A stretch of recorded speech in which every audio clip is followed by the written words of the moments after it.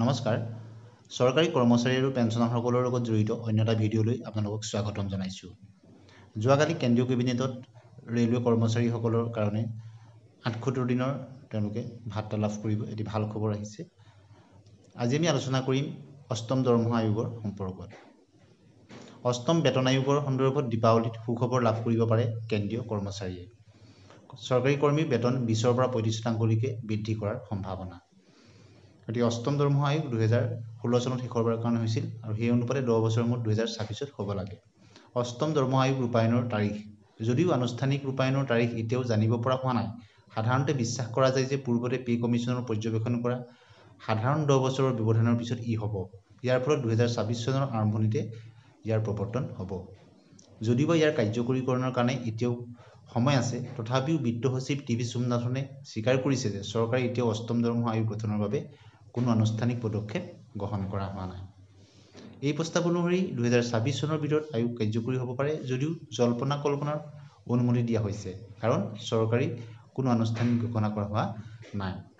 আয়োগৰ পৰামৰ্শই সমগ্ৰ দেশতে প্ৰায় ৩৯ লাখ কৰ্মচাৰী আৰু ৬৭ লাখ পেঞ্চনাৰক উপকৃত কৰিব বুলি আশা কৰা হৈছে। গতিকে কেন্দ্ৰীয় চৰকাৰৰ কৰ্মচাৰীসকলৰ কাৰণে ভাল খবৰ আহিব পাৰে। অষ্টম পে আয়োগৰ শেহতীয়া আপডেট 2024 চনৰ বাজেটৰ পূৰ্বে চৰকাৰক আনুষ্ঠানিক প্ৰস্তাৱ দাখিল কৰা হৈছিল, য'ত অষ্টম দৰমহা আয়োগ গঠনৰ পৰামৰ্শ দিয়া হৈছিল আৰু পেঞ্চন ভাত্তা দৰমহাৰ পৰিৱৰ্তনৰ প্ৰস্তাৱ অন্তৰ্ভুক্ত কৰা হৈছিল।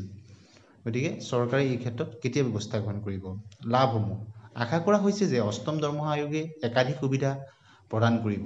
আশা কৰা হৈছে যে 20ৰ পৰা 35%লৈকে দৰমহা বৃদ্ধিকে শ্ৰমিকৰ আৰ্থিক স্থিতিশীলতা বৃদ্ধি কৰিবলৈ গৈ আছে। তদুপৰি কিছুমান ভাত্তা যেনে ডিয়াৰনেছ ভাত্তা DA, পৰিবহণ ভাত্তা TA আৰু ঘৰ ভাড়া ভাত্তা HRA মুদ্ৰাস্ফীতিৰ সৈতে সামঞ্জস্য স্থাপন কৰিবলৈ সংশোধন কৰিব পাৰি। অৰ্থাৎ 7 পে কমিশ্যনৰ তুলনাত অষ্টম দৰমহা আয়োগত এইখিনি আহিব বুলি আশা কৰা হৈছে।